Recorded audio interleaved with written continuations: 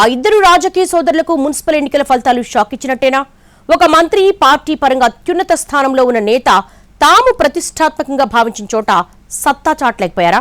సొంత బలంతో సీట్లో కూర్చోలేక మిత్రులతో మంత్రాలు జరుపుతున్న ఆ నాయకులెవరు? అక్కడైనా వారు సత్తా చాటుతారా? కాంగ్రెస్ పార్టీలో పరపతి పెంచుకుంటారా?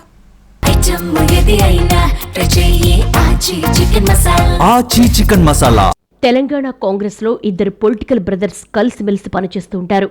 ఒకే సామాజిక వర్గం కావడం ఇంకాస్త ప్లస్ అయి అలై బలై అన్నట్టుగా ఉంటుంది ఆ బంధం. అయితే ప్రస్తుత మున్సిపల్ ఎన్నికలు ఈ రాజకీయ సోదరులిద్దరినీ ఇరుకున పడేశాయని అంటున్నారు రాజకీయ పరిశీలకులు. ఒక రకంగా సవాలు విసిరాయంటున్నారు. ఇద్దరిలో ఒకరు పీసీసీ చీఫ్ మహేష్ గౌడ్ అయితే మరొకరు మంత్రి పొన్నం ప్రభాకర్ గౌడ్. పొన్నం తన సొంత నియోజకవర్గం హుస్నాబాద్లో మంచి ఫలితాలే సాధించారు. కానీ ప్రతిష్టాత్మకంగా భావించిన కరీంనగర్లోనే బోల్తా కొట్టింది వ్యవహారం. కరీంనగర్ హెడ్ క్వార్టర్స్లో తనకున్న పరిచయాలతో చివరి 3-4 రోజులు అక్కడే ప్రచారం నిర్వహించారు మంత్రి. అలాగే కరీంనగర్ కార్పొరేషన్ గెలిచేందుకు శాయశక్తుల ప్రయత్నం చేసింది కాంగ్రెస్. కానీ ఆశించిన ఫలితం మాత్రం దక్కలేదు. సొంతంగా మేయర్ సీట్లో కూర్చునే పరిస్థితి లేదు. బీజేపీ సెంటిమెంట్ ముందు హస్తం ప్లాన్స్ పెద్దగా వర్కౌట్ అవ్వక కేవలం 14 సీట్లతో సరిపెట్టుకోవాల్సి వచ్చింది. ఇది ఒక రకంగా మంత్రి పొన్నం ప్రభాకర్కు మైనస్సేనని అంటున్నారు పొలిటికల్ పరిశీలకులు. మ్యాజిక్ ఫిగర్కు 3 సీట్ల దూరంలోకి వచ్చి బీజేపీ ఆగితే అధికార పార్టీగా కాంగ్రెస్ ఆ దరిదాపుల్లో కూడా లేకపోవడాన్ని ప్రత్యేకంగా చూడాలని అంటున్నారు.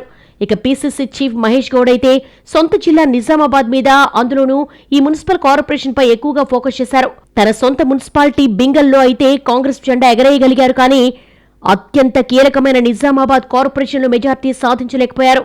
పార్టీ రాష్ట్ర అధ్యక్షుడి సొంత జిల్లాలో కీలకమైన మున్సిపాలిటీలో మేయర్ సీటుకు కావాల్సిన మ్యాజిక్ ఫిగర్ సాధించలేకపోవడం రాజకీయంగా ఆయనకు ఇబ్బందికరమే అన్న వాదన బలపడుతోంది. అయితే నిజామాబాద్ కార్పొరేషన్ పై కాంగ్రెస్ జెండా ఎగరేసే ప్రయత్నాలు మాత్రం ముమ్మరంగా జరుగుతున్నాయి. ఇక్కడ కాంగ్రెస్ కు 14, ఎంఐఎంకు 17 సీట్లొచ్చాయి. బీఆర్ఎస్ తరపున ఒకే ఒక కార్పొరేటర్ గెలిచారు. అటు బీజేపీ సింగిల్ గా 28 డివిజన్స్ గెలుచుకుంది. దీంతో కాంగ్రెస్, మజ్లిస్ పార్టీలు కలిసి పాలక మండలి ఏర్పాటు చేసే దిశగా చర్చలు జరుగుతున్నాయి.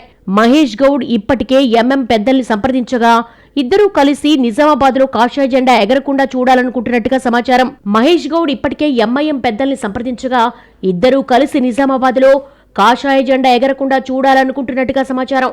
అటు బీఆర్ఎస్ ఒక్క సభ్యుడితో పాటు కాంగ్రెస్ మెంబర్స్ క్యాంపుకు వెళ్లిపోయారు. ఇక ఎమ్మెల్సీగా తన ఎక్స్ అఫిషియో ఓటు కూడా నిజామాబాద్ లోనే నమోదు చేసుకున్నారు మహేష్ గౌడ్. ఇలా ఓవరాల్ గా కాంగ్రెస్, ఎంఐఎం కలిసి బీజేపీకి చెక్ పెట్టే ప్రయత్నాలు ముమ్మరంగా జరుగుతున్నాయి.